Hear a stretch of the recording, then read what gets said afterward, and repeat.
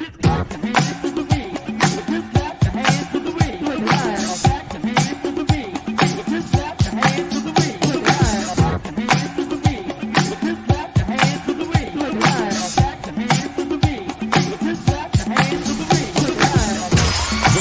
#1 DJ, DJ Rockwell.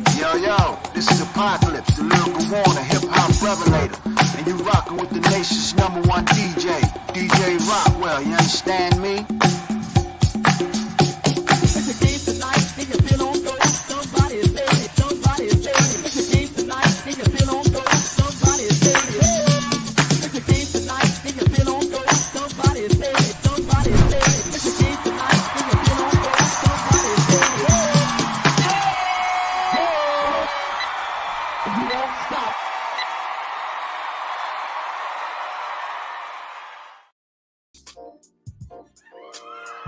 Ladies and gentlemen, brothers and sisters, welcome to another episode of the Rockwell Radio Show. What's good? What's good? What's good?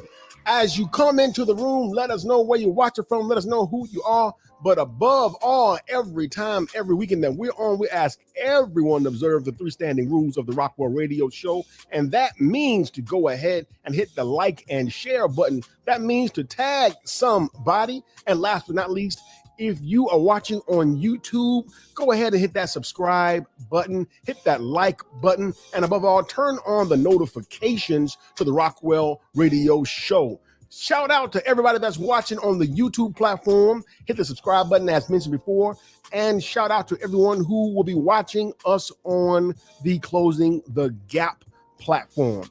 We are glad you're here. Tag somebody. Man, what a show. Big Dave, man, this is going to be one for the books. We are still celebrating Hip Hop 50. Let me get that a round of applause right there real quick. We are still celebrating Hip Hop 50. 50 years of the culture that changed the world. And speaking of changing the world, if you're new to the Rockwell Radio Show, welcome. We're glad to have you. So you might be asking, yo Rock, what is the Rockwell Radio Show? Essentially, what the Rockwell Radio Show is a video podcast formed by myself and my brother Dave C., the producer of the show, 3 years ago. And the reason that we thought it was necessary to do this particular kind of content is because he and I, we just, regular dudes, hip hop cats that grew up on classic hip hop era music. But we also accepted the teachings of the most honorable Elijah Muhammad as taught by the Honorable Minister Louis Farrakhan, and decided what kind of impact would happen if we combined those two elements. What kind of reach could the message get to if we put it on the most powerful culture around the world? And thus, the Rockwell Radio Show was born. So here we are, here you are. And we hope, we pray that you got a chance to watch Symphony Part 1 and Symphony Part 2. Round of applause for everybody who saw that. And then most importantly, the guest. We had some outstanding guests in the building for the Symphony. So what's the Symphony? The Symphony is a classic hip hop, 1988 hip hop cut. Back in the day, we used to use the phrase called posse song. And now if I have to explain what a posse is, you too young to be watching the show. But the posse was the crew. And every good hip hop album in that era had the posse cut, which there was the lead rapper and all of his boys on the same track. And the Symphony was the greatest posse cut of that record. So we figured, why not celebrate Hip Hop 50 by doing a show inviting our posse? And we had some posses on this show. Oh my God. But what was missing in previous episodes of the Symphony was the voice of the MGT. We got the feedback and we heard you loud and clear. And today we rectify that problem with the guest that'll be presented on tonight's episode of the Rockwell Radio Show. The Symphony, of course, was Master Ace, Cool G Rap, Big Daddy Kane, and Craig G. So we don't have all 4 members tonight, but I think we got a solid enough crew to make it happen. So a lot of people also ask me, well, Rock, this is a hip hop show. Why don't you have any rappers on the show? What we wanted to do, let me turn the music down so I can get y'all clear on this. What we wanted to aim for, number one, because if you look at past episodes of the Rockwell Radio Show, you have seen again and again and again powerful sister MCs on this program giving it to us left and right about why that the NOI hip hop scene is going to be the next thing. But we wanted to achieve with this particular round, this particular group of episodes, is touch another asset base, another knowledge base. We wanted to get people who were strong in certain areas that could speak into hip hop culture from an outside perspective. They're not rappers. They're not hip hop impresarios. They're not necessarily hip hop heads like you or me, but we're bringing them to the table because they have knowledge, they have wisdom, they have understanding. And the group that I'm bringing today is no different. So having said that, you all know we're talking about women today. We're talking about the image of females in the hip hop game. And let me say at the outset, everybody watching Big Dave, we're not here to put nobody down. This is not the judge show. This is not set up for us to look down our nose at what we think. Those are our people. Those are our sisters. We love them. Let me be clear. We love them. We're here just to show them a better way. Just because we love them don't mean we're not going to sound the alarm. So having said that, I didn't quite know how I initially wanted to present this conversation. And I'm very, very cautious because I want to make sure that the sisters here with us tonight know that they're in a safe space to talk what they have to say. And I think the video I found as an introductory piece can say it better than I can. Dave, let's go. Watch this, y'all. What do you think your generation cares most about, especially from a female rapper? Well, right now it's about looks. It's about how you look. You know, you come in the game, it's rare to look like me right now. So, you know, what do you mean? What is that? Slim. You know, slim, don't have everything. Big butt, a big ass ain't butt. Do you ever have pressure to do that? Definitely. That's the worst part about it, just having to deal with so many comments from people you don't know. Like, oh, I hope she get a surgery. She get this. What? Do they tell you that? Yeah. I mean, you know, when you feed into the comments, but I don't give a flying. What about you when you came in the game? Because women at the beginning of hip hop, I feel like we're not over-sexualized. From my generation, when you come into it, like they say, well, it was all about battle rhymes and battle raps. And so I walked in with a certain amount of confidence. That's when I felt the politics of hip hop. So then what they did was they made the video girl more important than the female rapper. Oh, let's sexualize the woman in hip hop. Exactly. So now Right, what it was planned happens out. is the talent that the female rapper now possesses is overshadowed by sexualizing the female in hip hop.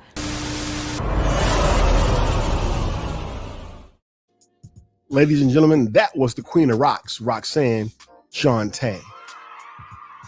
I couldn't find a way to phrase and set the stage of the conversation, but that video did it perfectly.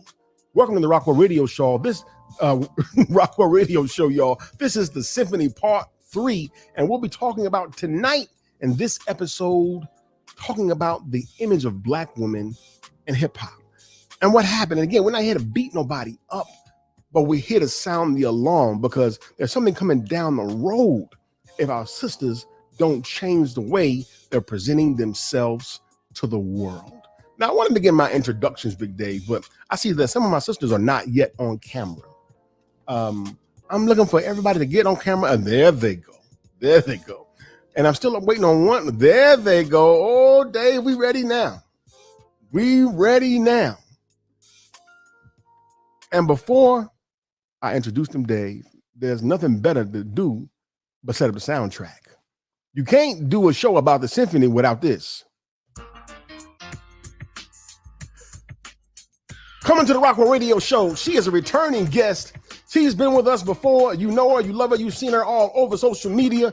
This dear sister is the assistant student minister of Muhammad Mosque 52 right there in Fort Worth, Texas. She's a 26-year youth advocate and youth organizer and a motivational speaker. She's here with us today. She's back. Please welcome my sister and yours, Sister Katina Muhammad.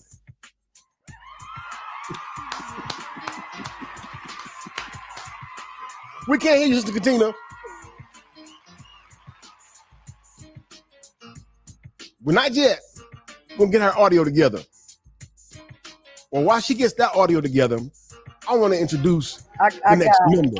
There she go. Let me give her a round of applause. She with us now. She in the house. Thank you, DJ. It is so good to be back on the show. Are y'all ready to keep going? Yes, y'all tag somebody because it's about to get rough in here. My next guest is the author of 5 books, 5 books, and 1 audio book. She's a fitness instructor, an educator, a motivational speaker. She is also, last but not least, the founder of Virtue Today magazine. And we want to take a quick look at some of those covers real quick, Dave. Look at these beautiful covers that she's done. Great work, great work. We are so happy to have on our show, my sister, your sister, for the first time on the Rockwell Radio Show, Dr. Audrey Muhammad. Thank you. It's an honor to be here. Thank you. Y'all share the show. Y'all tag somebody. And when you come in the room, make yourself known. Hit that like and share button. And of course, we're asking everyone to subscribe and turn on the notifications. And it ain't complete. Like I said, we're down 1 member of the Symphony, but 3 will do. Well, 3 are gathered. For this last guest we're going to bring to the Rockwell Radio Show. This sister right here, this sister I'm about to introduce you to now, she's a professional journalist who serves as the managing editor of the Final Call newspaper. She has interviewed the Honorable Minister Louis Farrakhan. She has interviewed rappers like Busta Rhymes and countless many other luminaries and people from the hip-hop world, the political world, the religious world. She helps keep our newspaper in circulation around the globe. And above all, I should say, in a part to that, her writings have been featured in many publications, namely The Source magazine. Dave, let's see a few of those issues of this great, the best, blackest, boldest newspaper, The Final Call. And Final Call is definitely on call with Hip Hop 50. There's our sister representing The Source magazine. Please welcome our sister, your sister. She is, again, the managing editor of The Final Call, and she's here with us tonight, dear sister Starla Muhammad. Assalamu alaikum. Alaikum salam. And I forgot to mention she is also the co-host of that great podcast, Closing the Gap. And she should be over there, but she's here with us. Let me get another hand blower. Sisters, thank you all for joining me tonight on this episode of the Rockwell Radio Show, The Symphony Part 3. Everybody tag somebody because we're about to get into it, talking about the image of Black women in hip hop. Now, welcome to the show once again. Let me first do as I have done with the previous 2 episodes. I want to open the floor to all 3 of you to make an introductory comment if you would like, and to perhaps share some things that I may have missed. Of course, I couldn't squeeze everything in that introduction, but I would like you all just to make an opening comment. And I'm going to start with Sister Starla, Sister Katina, and finish with Sister Audrey. Yes, sir. Assalamu alaikum once again. I'm so excited to be part of the Symphony this evening with my sisters. And first, let me just open in the name of Allah, the Beneficent, the Merciful. I bear witness that there is no God but Allah, and I bear witness that Muhammad is his messenger.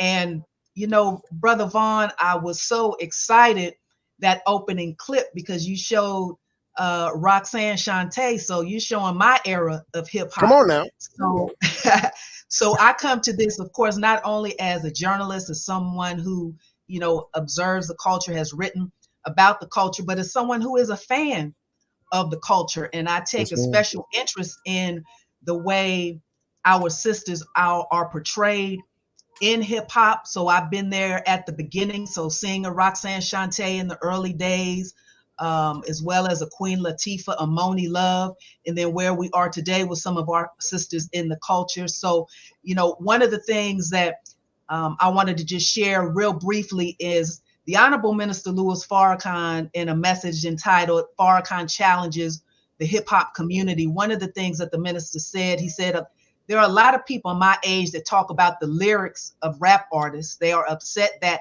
the rap artists speak of killing, using drugs, the misuse of our women, ripping off people and killing police. But these lyrics do not come from apples that have not fallen from some other tree. The society says it wants the rappers to clean up their lyrics, but the society does not want to clean itself up.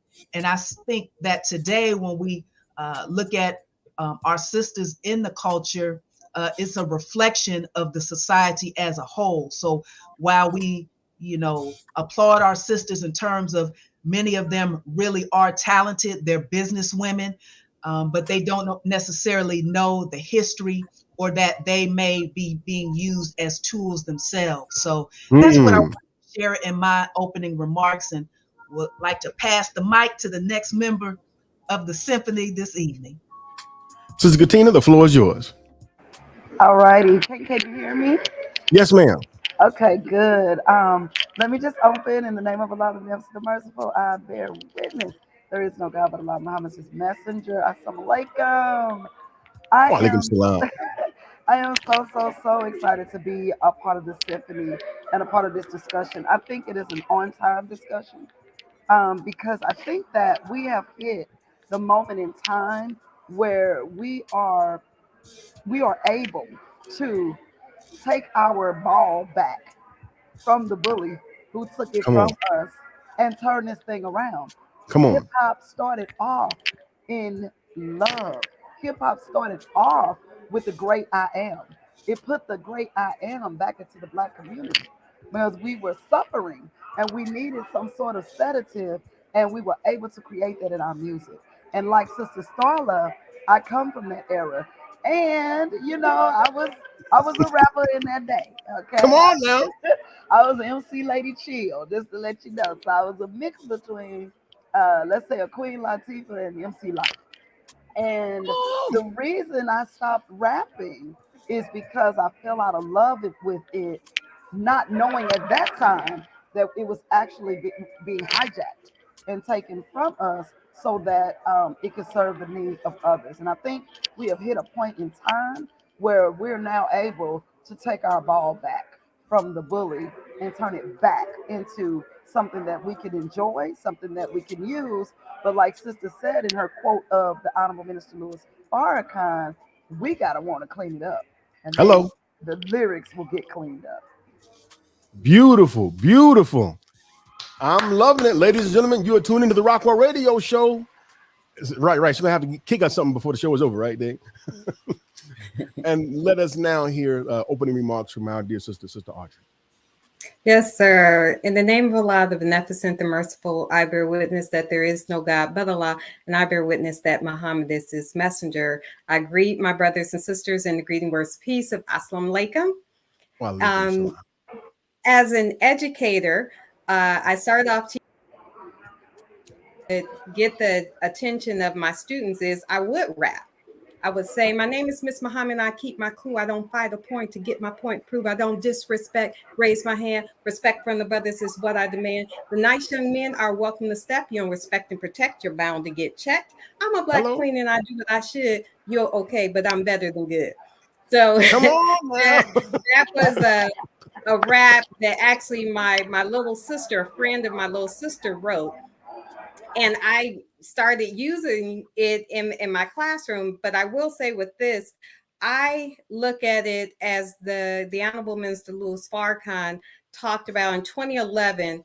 he had a speech where he talked about, if you don't like the image that you see of yourselves in the media, change it. And I took that on board as a publisher, as a writer, because when you think about it, when the language changed, the behavior changed. So we went from the language of like the Supremes and other positive names to bees with attitudes. You know, we went. So it's something, there's power in language, there's power in images. And we do have, as Sister was just saying, to take that ball back, we do have the power to create a different image. Assalamu alaikum. Wa alaikum salam. Brothers and sisters, you are tuned into the Rockwell Radio Show. This is the Symphony Part 3. All sisters, all love in the building. And I tell you what, I think we're going to have a powerful show here tonight. Let's jump into the questions. Now, I want to go back to what we just heard in the opening clip. Now, I'll never profess as a brother to understand the pressures that our sisters feel, and particularly as it relates to fit in with society. So I want to ask, and again, since we got only 3 as opposed to 4, I may just point out a few sisters to answer the question, since we obviously won't be able to have everyone answer every question. So I'll start with Sister Starla and Sister Katina for this question. Talk about the peer pressure that young sisters might feel to fit in with society to be acceptable. Yes, sir. There's a tremendous amount of pressure. And I can just remember, you know, I came of age, of course, in the late 70s, early 80s, way before this age of social media.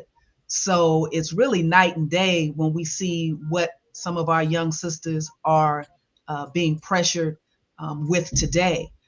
Whether it is you've got to fit in because you've got to, you know, you have to dress a certain way. So your attire has to be form-fitting, or you have to have a plunging neckline, or you have to speak this way, or you have to engage in certain activities with, you know, young men, or even today, quite honestly, with young women.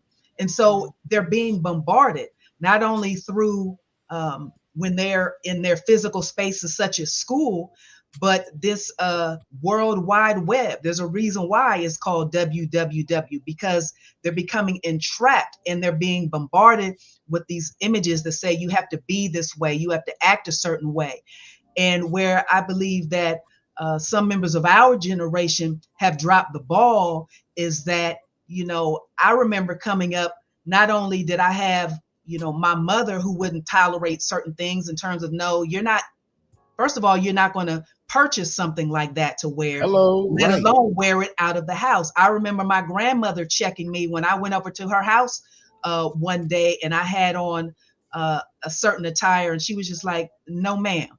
And my mother and my grandmother, they weren't quote unquote in the Nation of Islam, but they were raised a certain way. So we had aunties, we had maybe an older cousin, an older sister, members of our church community. I was, you know, brought up in the church, who would take an interest in pulling your coat a little bit. Young lady, you know, we wear stockings, or this is how we should behave. And so I think we have lost a lot of that. And so what we're seeing today is some of our young sisters, they may not have that voice that's giving them a loving tap on the shoulder. And like you stated, Brother Vaughn, not degrading them, not talking down to them, but in a loving way, explaining to them, young sister, this is the reason why you may not want to wear this type of attire, because you're a precious gem. You're a jewel. Right. You know, diamonds, when they are in the earth, they're covered. Well, you're more valuable than a diamond. I think we've lost that connection in many ways. And so we're seeing the result with some of our sisters today who are just, you know, as we say, out there. And so I think we need to do a better job of, you know, being the big sisters, being the aunties, being the role models. We're not ourselves perfect because, you know, we grew up and we had shortfalls as well. But I think that we have to be, you know, that voice of reason, that loving That's the key word, that loving, not that judgmental. Come on. Of reason when it comes to guiding and helping our young sisters. Excellent. Sister Katina, you are a youth organizer, 26 years. Surely you have come across some young women who've expressed to you the pressure. Talk about that. Yes, sir. There are natural human needs that have to be met at each psychological stage of development in every human being. One such stage is the stage of acceptance. And so we oftentimes tell our children things like, don't be a follower, be a leader, and that type of thing. That is good, but it's not good if it's out of the stage of psychological development that the child is in at that time. So you when you first come, you're in a stage where children are very selfish, they're very one-centered, as self-centered. As they start to grow up, they start to notice other people in the world and other people around them, and so they learn how to share, and they learn how to get along, and they learn how to wait, and those types of things. One such stage in the psychological development of the human being is acceptance. So it is a natural stage to want to be accepted. It's okay to be a leader, but we were taught in our generation, in order to be a good leader, you got to be a good follower. Come on now. With you want at a certain stage of your development, going from childhood to adolescence, acceptance. And so what do? You do the thing that you see is getting the most acceptance. And what we see today is, because we're bombarded with more of the nudity and more of the profanity and more of not having not being covered, not being valued, then that's the thing we begin to imitate, but we're just looking for or looking to be accepted. So these days, you can't turn on television and they try to sell you an apple without being sold by a half-dressed woman. So now we start to either consciously or unconsciously get the idea that that's what it's going to take for me being accepted. So in that, it puts pressure on the child to be like what they see most, and that is that type of dress, the type of degenerative behavior, and the language. But sister said it earlier, when you change the language, you change the whole trajectory of the outcome of that individual. In fact, when I was coming along in rap, you had to know language. Like, say that part. You in the English class, so you can learn you some words, so you can write you some, you know what I mean, and be able to go up against and battle somebody. It was about what you said and how you said it. If you couldn't just mumble your way through it, you had to be able, to be able to say something and present some things. And once we can change that language, we'll change the mind. Beautiful. Quick shout out to everybody in the chat room that's watching. I see my OG in the building from St. Louis, my brother DJ Fuji. Salute to you. Salute to STL Hip Hop Scene, STL Radio, who shared this flyer. And thank you to everybody who shared the flyer. You tune into the Rockwell Radio Show, and we are glad that you are here with us. This is the Symphony Part 3. And we're talking to the mighty MGT in the building today, talking about the image of Black women in hip hop. We have got to deal with it. And I want to take a step back in time for a moment as I come to Sister Audrey. To contrast what we just heard Sister Starla and Sister Katina say, Sister Audrey, I want you to talk about the impact of the images from the rappers of that day. And then obviously I'm not expecting you to be super knowledgeable about all of the era of that time, but I want to just lift out of that era, for example, a Queen Latifah. And then I'm going to come to Sister Starla next for the same question. How did the imagery and the words and the presentation of a Sister Latifah impact you when you saw that those many years ago? Yes, sir. Excellent question. It's interesting you you mentioned that because Queen Latifah was one that I listened to. And when I was just looking back at one of her songs, one of my favorites, Ladies First, and when you listen to, the image of her with the crown, okay, she had the crown, she had a regal look, and everyone wanted to have a kufi or a crown on. So because it looked beautiful, you felt like a queen, you felt regal dressed that way, and the garments that she would wear. But when you listen to, not only you look at her image, but the lyrics match the image. She said, "This is from Ladies First. Believe me when I say being a woman is great. You see, I know all the fellows out there will agree with me. Not for being one, but for being with one. Because when it's time for loving, it's the woman that gets some strong stepping, strutting, moving on, rhyming, cutting, not forgetting. We are the ones that give birth to the new generation of prophets because it's ladies first." That's Like, right. who is talking about that now? So, but the image was so powerful. What we see, because the saying, a picture is worth a thousand words. What we see is so important. And I will say this about, along with what the sisters were talking about, the peer pressure, environment, how important the environment was back then. And when you had an environment where the women were covered, okay, and what the men were saying was something uplifting, and what the sisters were saying was something uplifting, that was very impactful. And we do know the power of environment, because the biggest influence of young people today is their peers, which is in their environment. So if you can help control, and it can be done, you can help control who your children are around. I did it. I even control what, if you ask my daughter, she would have thought the Cosby Show was the only show on television, because that's Say all that. Right. I just bought the series.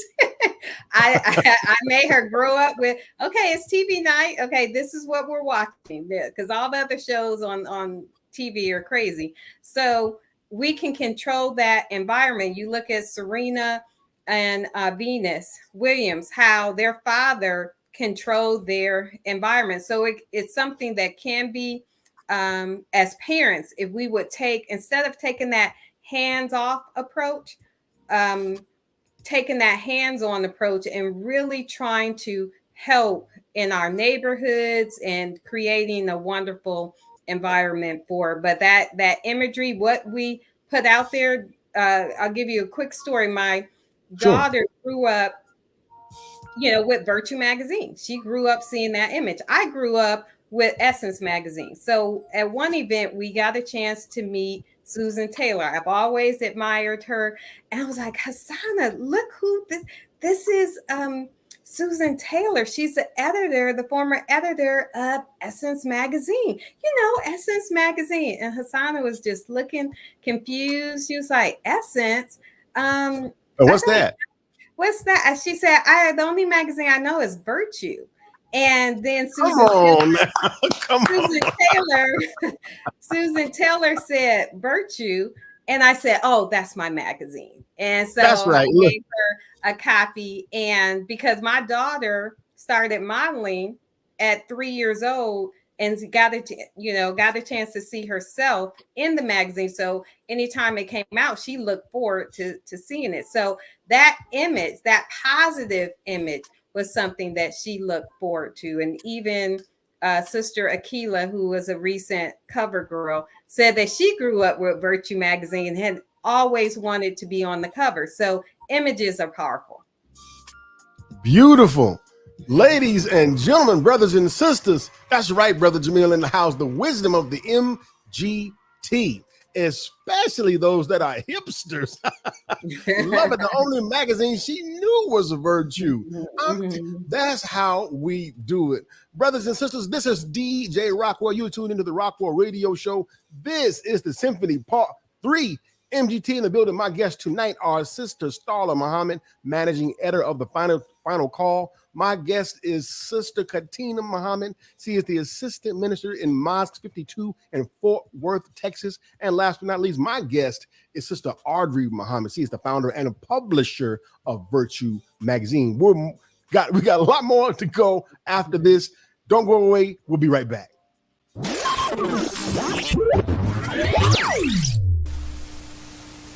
What up with it, man? You already know what time it is. It's me, Young Kinda Don. I'm up in this thing. Peace.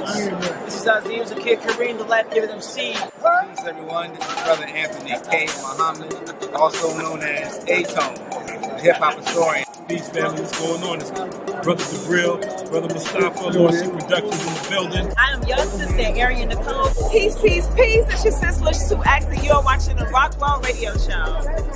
You are now tuned in live to the Rockwell Radio Show.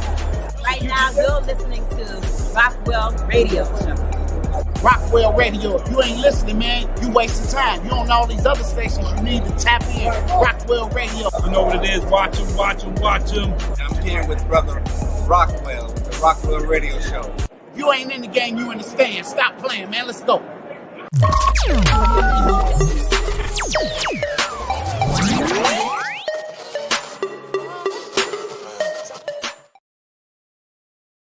Assalamu alaikum. This is your brother, Audrey Muhammad. And whenever I'm searching for a source or a platform that I can get some news that I can use, I look forward to and look at, watch and listen to the Rockwell Radio Show. And I hope you would do the same.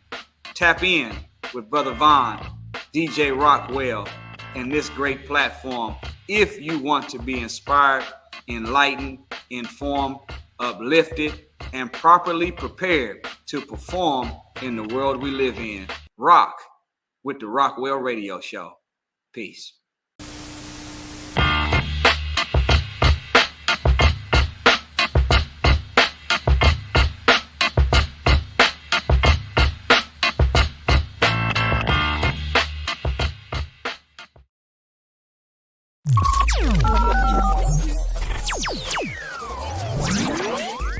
Assalamu alaikum. This is Brother Vaughn Muhammad of the Rockwell Radio Show. For years, I've been hearing the same thing from a lot of people. Brother Vaughn and DJ Rockwell are completely two different people.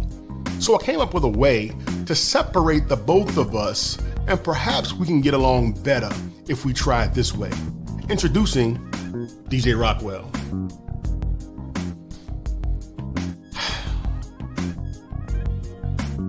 What we're going to try to do is do this together and not get on one another's nerves. Every Saturday at 7 p.m.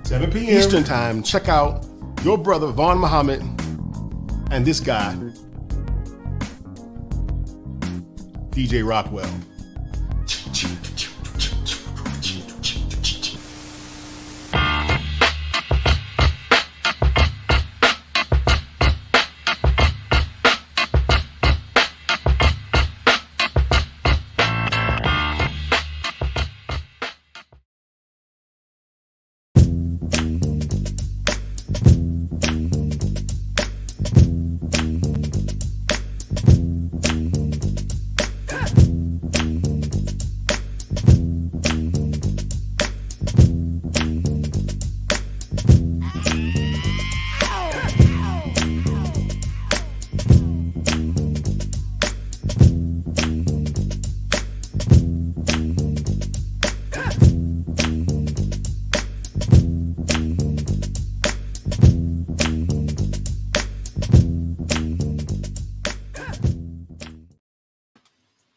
Ladies and gentlemen, we're back with round two. You are tuned into the Rockwell Radio Show. This is DJ Rockwell. This is the Symphony Part 3. My guests tonight are Sister Starla Muhammad, Sister Katina Muhammad, and Dr. Audrey Muhammad are with us, and we're talking about a very, very, very important topic. We are talking about restoring the image of the Black woman in hip-hop. And if you're just joining us, welcome. And we want to make sure that everyone follows the 3 standing rules of the Rockwell Radio Show. everybody go ahead and do step number 1, which is to hit that like button and hit that share button. And after you do number 1, go to number 2 and tag somebody, let them know that Rockwell Radio Show is on live right now. And of course, if you're watching on YouTube, if you're watching on either the Rockwell Radio Show platform or Closing the Gap platform, subscribe and turn on those notifications. Dear sisters, let's get back to it. I want to go back to what we heard Roxanne Shante say in the opening video clip. Roxanne Shante talked about how at one point in hip hop, the talented MC was up front and the video chick was in the back. But now we've seen them trade places. So at what point did you notice that the image of the female MC was beginning to change? And at what point did you say, you know what? This no longer represents me. I got to get off. So I want to go to Sister Starla and Sister Katina. Excellent question, Brother Vaughn. Again, I came of age, huge fan of MC Light, Queen Latifah, Moni Love, even Salt and Pepper. I think for me, I noticed it, I guess, maybe towards the early to mid 90s, where instead of lyricism or even topics talking about, like Queen Latifah's UNITY, or MC Light coming out talking about, poor Georgie and the message that was in that particular song, then all of a sudden it seemed as though there was a shift that let's see if we can lyrically have the sisters sound just as, in many cases, as raunchy as the fellas. So if the fellas were rapping about, their sexual conquests or how many bodies they had, okay, well, let's have a female equivalent that's talking about the same thing. So for me, even though some of the sisters coming out, I thought were truly talented in terms of their flow, their delivery, I began to get turned off with the lyrical content because it seemed as though the entire catalog was that particular more X-rated type of content. Coming of age where there was a little bit more variety. Yes, we had the NWAs, we had the 2 Live Crew, but we had a De La Soul, we had a Tribe Called Quest, we had a PG. So there was a little more, like you said, a little bit more balance. So to me, I noticed a bit of a shift maybe in the 90s, but I'm jumping ahead a little bit. I think that we're starting to see, some acts in terms of sisters coming back to some of what we saw in the early days. So I really like, the Sister Rhapsody. I like a lot of her lyrics, her projects. Of course, we've got our own, we've got Akila Nahanda, we've got Nilam. So I'm starting to see at least a little bit of shifting back towards, a little bit more, conscious in the lyrics and, a better representation. So I do see that there are signs of a shift back, but that original shift, Brother Vaughn, to me was sometime in the early 90s, just with the lyrical content and the imagery. How about it, Sister Katina? I'd have to say around that same time, because once you got like the NWAs coming in, and then you had what was the counter group, D's with Attitudes or something like that. It just began to get ridiculous. And then you had going toward the mid-90s, you had Luke coming in who wasn't talking about nothing. And that was the thing for me. It's like, yeah, but he ain't talking about nothing. Not to bash them, but what not in terms of the lyrical aspect of being and what it took to be and what it really takes to be a rapper. Like Right. you really had to have lyrics. And so, I mean, when you think of like Rakim, you think of I mean, any of the rappers of that time, even Sister mentioned Public Enemy. You know, you can sit back and listen to them now and just like, okay, yeah, go to vibing because of the lyrics themselves. So I think that was, and it was when I could no longer write because what was I had begun to be in didn't have anything to do with the lyrics. It didn't have anything to do with being conscious. Didn't have anything to do with any social awareness. It was just all about girls or being naked or drinking Right. too much Right. or Mhm. and those were just unsavory conversations through music for me. So around that time, the early to mid 90s. Okay. Okay. So the point being, there was a point when, you know what, let me off at the next stop. This no longer Yeah. represents me. Oh yeah. Yes, sir. So I didn't think I was crazy on that. Dr. Audrey, I want to come to you with this one. In fact, I wrote this question specifically for you. Now, and Dave, and I didn't put this in the notes, Dave, but I want you to show those magazine covers again real quick, Big Dave. For Sister Audrey's, for the Virtue. Or those the other ones for Sister. Now, look at these beautiful photos of our sisters. I mean, that's absolutely outstanding. And here's where I want to go. And it is my understanding that now you're celebrating 19 years. Is that correct? Yes. Yes. Praise be Absolutely to Allah. beautiful. Mhm. Congratulations. Now, and I want to single you out for this question because you work in media, so to speak. No, that's actual fact. Pardon me. And what I want to point out is the phrase we've heard a million times.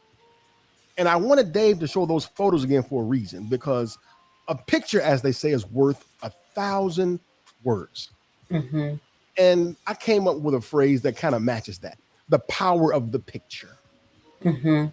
So when we look at those magazine layouts, I don't think it takes a scientist, and I'm nowhere near your field, but it don't take a scientist to know the great care, the great attention to detail to lay out, to set up a picture, lighting to get the desired effect. So you can get every one of those words out of each picture.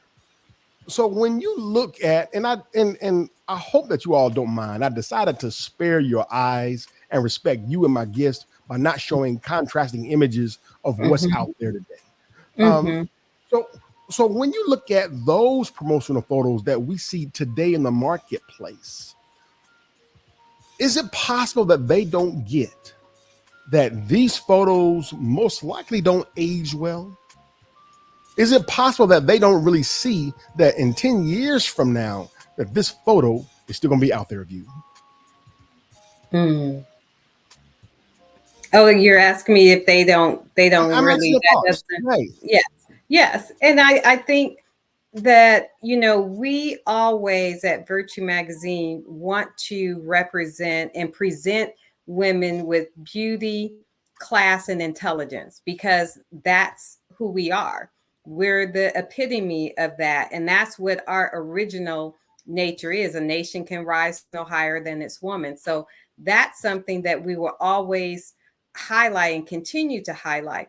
And what, as an educator, I started off in high school. Now I teach at a university, and the students, I'm always getting compliments on what I'm wearing. They will stop me. Oh, I like that outfit, professor. So I know that they are attracted to that type of modest dress when it's put together, where they're attracted to that.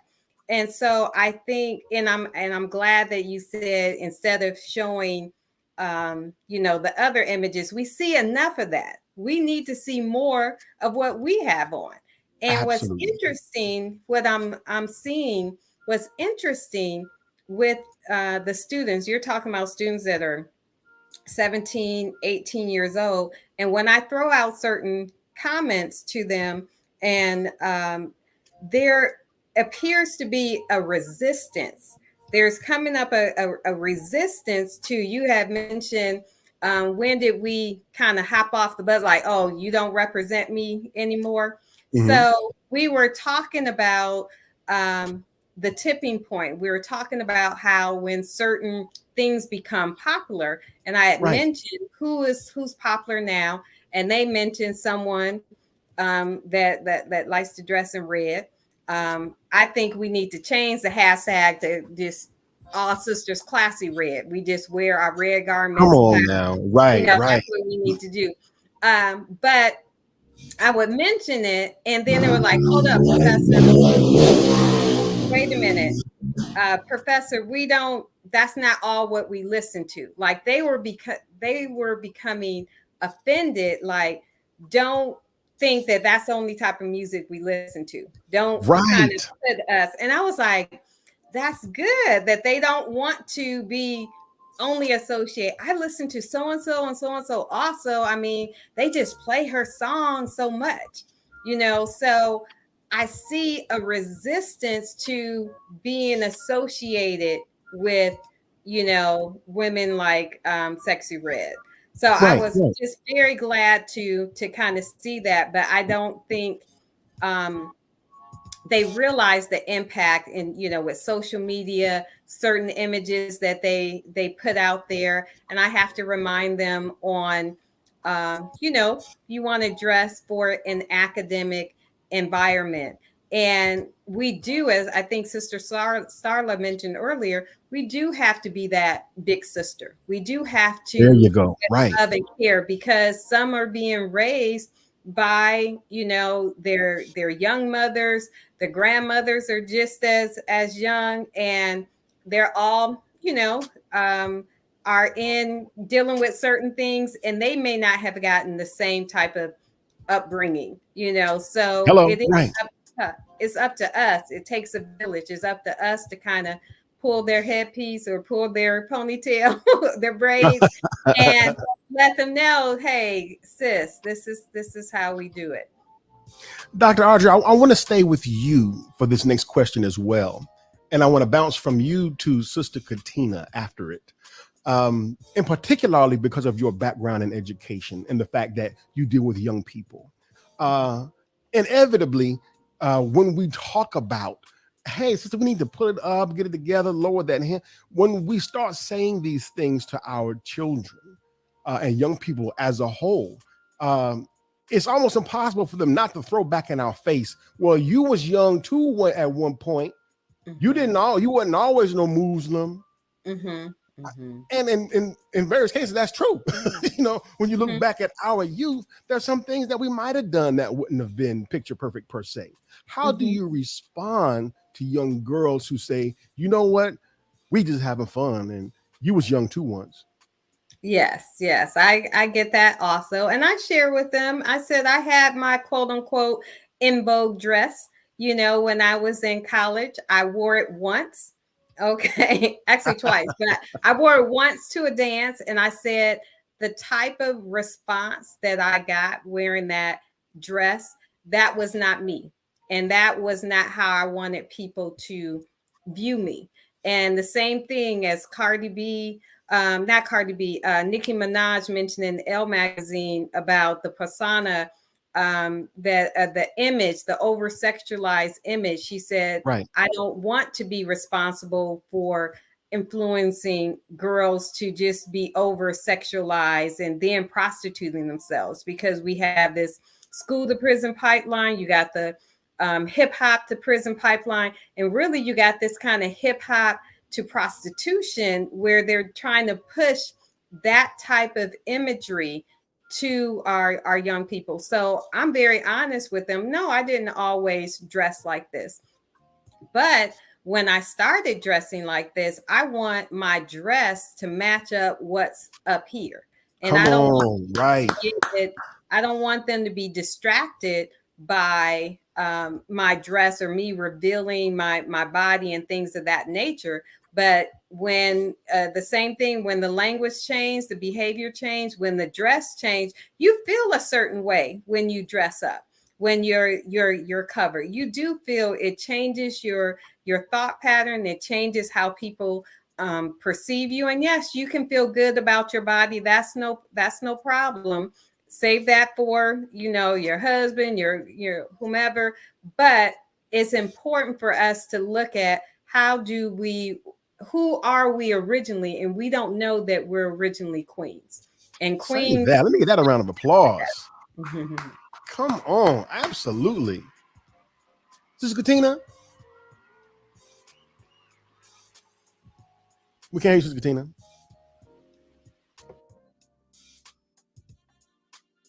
Got to jiggle the wire. That's what we used to do back when we was DJing. We had to jiggle the wire to make sure that. So until we get Sister Katina back, and Sister Katina, I do want to hear from you on that question. I'll jump back to Sister Starla with this next thought and question. Sister Starla, obviously, you are the managing editor to one of the most important weeklies in the world for Black people. And as it relates to media and imagery, I was on the fence. As I mentioned a moment ago, sometimes I don't even want to put on my platform those images that are thrown down our throat every day, even for contrast and comparison purposes. Is there any value at all in terms of media, and I guess I'm asking a journalistic question.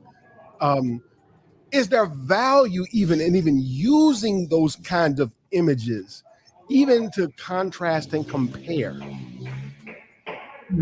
That's an excellent question, Brother Vaughn.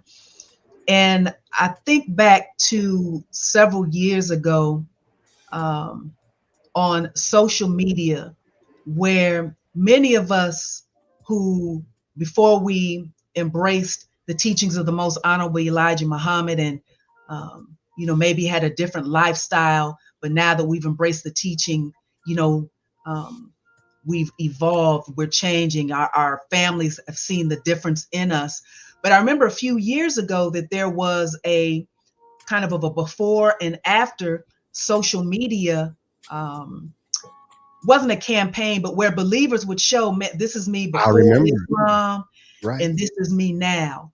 And so, there was excitement, there was a buzz, but then I remember the minister talking about that we want to be careful in terms of even presenting what we were in the past. That's the past. Allah has thrown whatever sins we may have committed in the sea of forgetfulness. We're here where we are now. We're not where we need to be. So I think about that. But I also think about, of course, for example, in the final call, we will show an image of, what happened to one of our brothers and sisters after a run-in with law enforcement where they were abused. So we will show what they looked like before their encounter with the police and their encounter after the police. So we show and have shown those contrasting images. So I think, honestly, Brother Vaughn, when it comes from a media standpoint, it all depends on the topic or the subject that is being dealt with.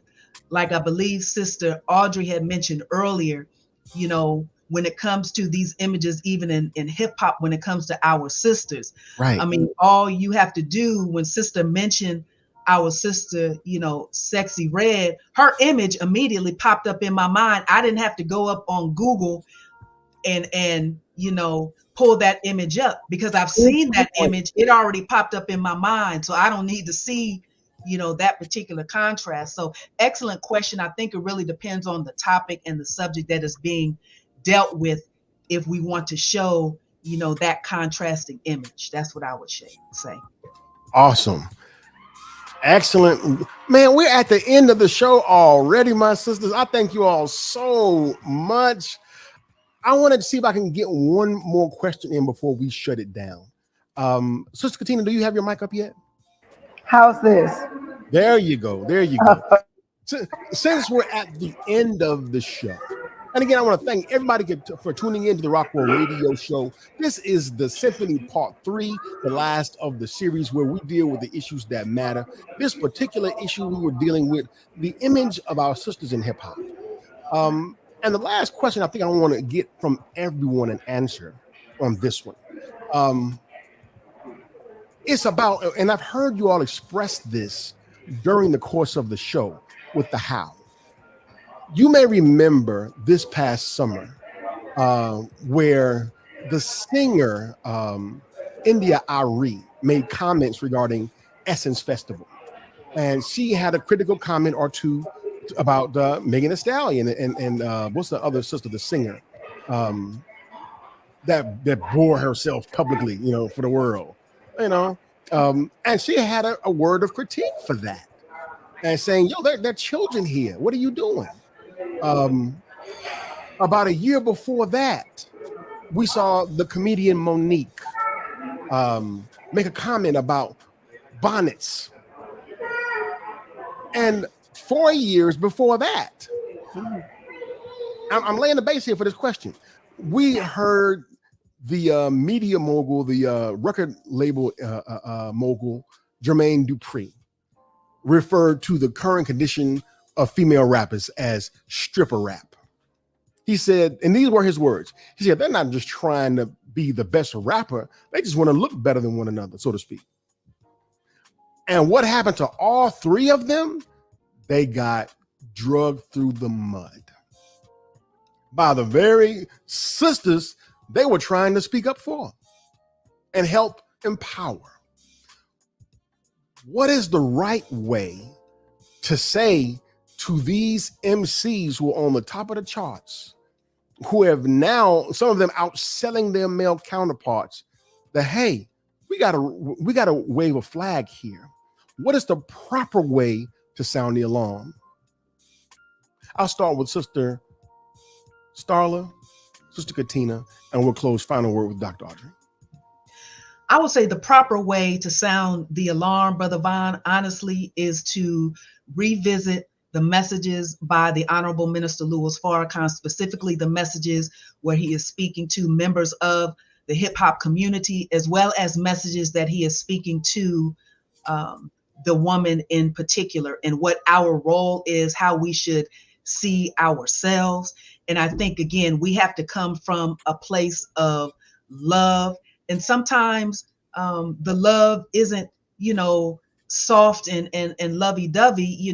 My mother loved me, but she had to speak with me sometimes in a tone to let me know, I love you, but this is serious. And I think, with the tone and tenor of what our sister India Ari shared, I did not find anything objectionable with what she said or how she expressed it, because she was coming from a place of love. And I think if that is truly the root, we're going to have to understand that because of the mindset of many in society today, that, modesty and carrying yourself in a dignified manner is sometimes almost looked down upon, like you're square, you're not hip to what's going on. We have to push through that and understand we may get a little pushback when we point these things out. But just like the Honorable Minister Louis Farrakhan taking his example as the supreme example, he continues to come with the message of love, but that message is also coming with, this is the correction. This is the correction. So that love and that correction goes hand in hand. And I think we just have to continue to be the same way and not be afraid of any pushback or negative feedback that we may receive when we push back against some of these images and some of these moves that our people are making. Right. Sister Katina. So when you're dealing with, in terms of pushback from the very women that, they were trying to protect with those statements, you're dealing with the notion that dressing in that manner or being nude is synonymous with being free. It's synonymous with being independent. It's synonymous with expressing yourself. And so the pushback is coming from the idea, the wrong idea, that, hey, if if I can't dress in this manner, somebody somehow trying to take away my freedom. I'm being oppressed. So that's really where the pushback is coming from, because they're thinking that it is an expression and a show of freedom, and it's not. But I think the tide is turning. I really think the tide is turning. I have to agree with Sister Dr. Audrey, because I put on my blue uniform, and I was coming down the steps of my apartment, and there was a young lady, a young girl, and she looked up, and all I had on was my blue uniform. Normal accessories, as we're taught to accessorize with our uniform. And Right. she said, "Oh my God, you are so pretty." And I said, "Well, not as half as pretty as you." And Teach. we began to talk. And I said, "How old are you?" She said, 11. And I said, "Would you look at that? That is evidence that, again, just like we've hit a time where we're going to take our ball back from this hip hop community, we're going to take our image back. We are going Listen. to reestablish that beauty does, in fact, come from within. Beauty is not being naked and exposed to everyone for everybody's viewing pleasure. That real beauty is what we are used to as Black women from the beginning. And so I do agree with Sister Starla. Let's go to the minister's words, and let's get that out. And let's be that beautiful person. Let's be the one that they admire. Let's dress our daughters in ways that they admire. When you talk about, somebody mentioned Sister Nilam, the girl got mad lyrics and she dressed nice. Say that. And she be looking good. You see what I'm saying? So it's doing away with the idea that if you're not nude, then you're not free. You're being oppressed. And once we can establish who we are as the woman of God, then we'll be able to eliminate and eradicate the sense of that being nude is a form of expression and power. Absolutely beautiful. Dr. Audrey, the closing word is yours, ma'am. Yes, sir. Thank you. It's interesting that one of the top shows on Netflix has women covered from head to toe, and I'm talking about Bridgerton. And even how you would see videos and memes of sisters holding their teacup and trying to emulate that. But I don't think that show was designed for us. It was designed for someone else. But I think that the power of the image, and like you said, these images living for a long time and being out there in cyberspace, history shows that when we uncover, history is not kind to us. So being classy becomes classic. Listen. Being classy becomes classic. Janelle Monáe That was the name I could think of, Janelle Monáe. Yes, she started off dressing classy and people just liked the black and white. And then this other, when she just started, doing some other things, that was, people love her still, but didn't really embrace that type of expression. Okay. And when you think about even Alicia Keys, there was a time where she said they were trying to get her to undress more, but she decided to resist that, and she still maintains her image of integrity and things of that nature. So we want to continue to be an example, I think. And two thoughts can't occupy the same space at the same time. So any opportunity that I have in Virtue Magazine to highlight and showcase modesty, I'm going to do that, because where else are they going to see it?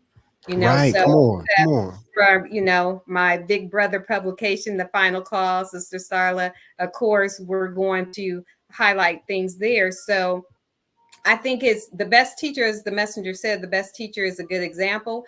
And the pushback is we have to keep pushing, because no one else is mentioning, highlighting the modesty and the fashion. So we have to just really be diligent, and even more, just as diligent as they are about putting negative images out Come there. on. We should Right. be diligent about putting those positive images. Okay, so that's all I have to say, and thank you once Beautiful. again. Assalamu alaikum. Sisters, walaikum salam. Sisters, thank you all so much. You've been tuned into the Rockwell Radio Show. I'm talking about, if you have enjoyed the sisters version of the symphony, can you please put a fire emoji or a number 1 in the chat? We want to show them some love the Rockwell Radio way. And again, we thank you for all that you have done to help uplift the sisters throughout this country, through your writings, through your pictures, through your teachings, through your persistence of making sure the sisters know exactly how beautiful they are. My platform is open for all of you anytime you wish to come back. And as we were saying that, for final words, we can think of no better person to give a final word than the Honorable Minister Louis Farrakhan. He's up next, and we'll see y'all next week. We are out of here.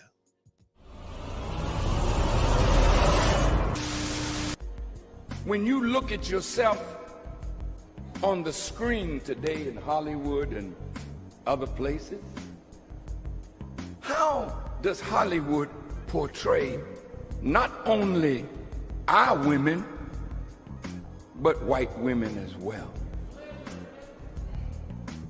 But for you, they keep you looking.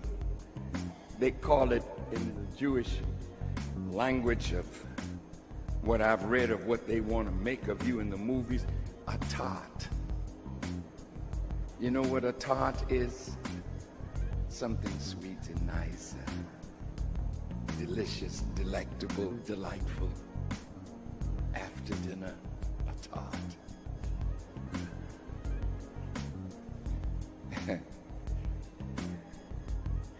And what they want to make of you, a woman that was created in the image of God.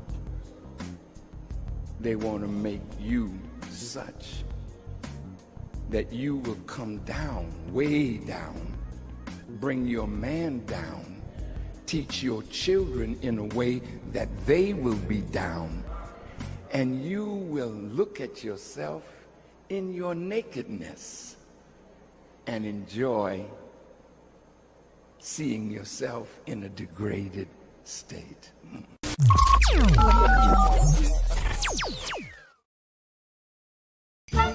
Now, if you got past all of that, you might as well keep on rocking with us. So come on, everybody, let's go. Let's go. Radio show, y'all. The Rockwell Radio Show.